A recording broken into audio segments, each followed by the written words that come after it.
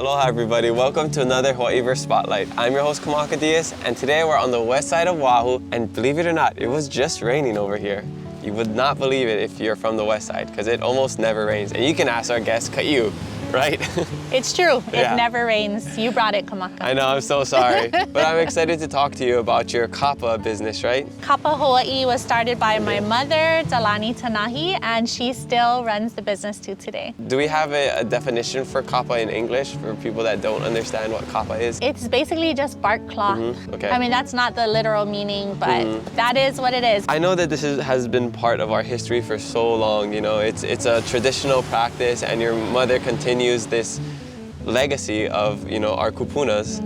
You know, I wish I could say that I'm carrying the tradition on, but I kind of went with a different spin, and that's where this product came from. Okay. We were trying to find ways that people could enjoy her designs without having to pay thousands and thousands of dollars for the actual art piece. So I would say it would be like buying a lithograph of Starry Night. Yeah, and so what makes Kapa so special? It's part of our history and our culture. It was what we used as clothing, as blankets, anything that you would use fabric for today.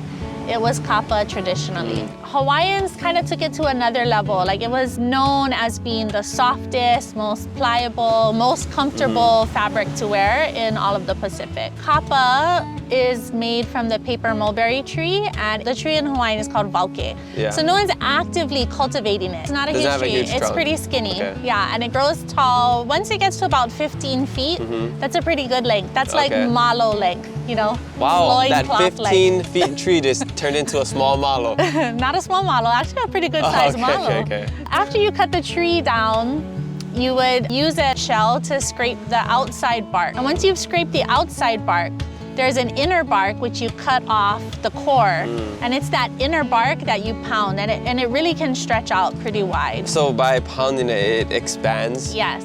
Oh, interesting. And you pound it like a number of times because it's stiff, it's a tree, you know?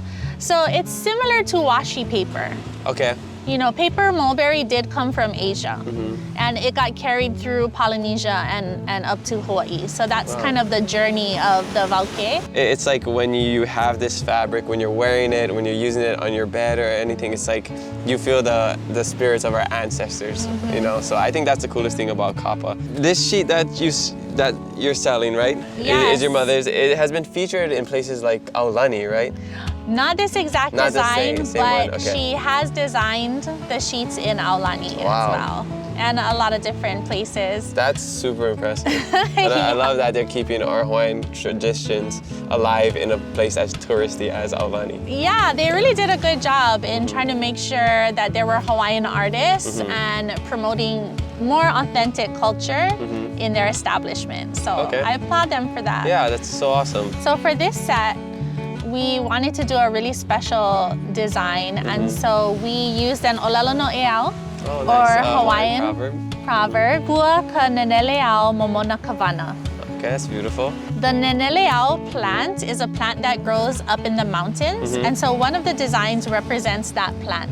Okay. And so the proverb says, like, when that plant flowers, then the vana are fat, or the sea urchins are ready. So it was like a signal for the people from the upland to come down to the ocean to harvest sea urchins. That's amazing. Yeah, so it's kind of cool. Like, I love the vana design. Don't step on it though, because that's not gonna be fun.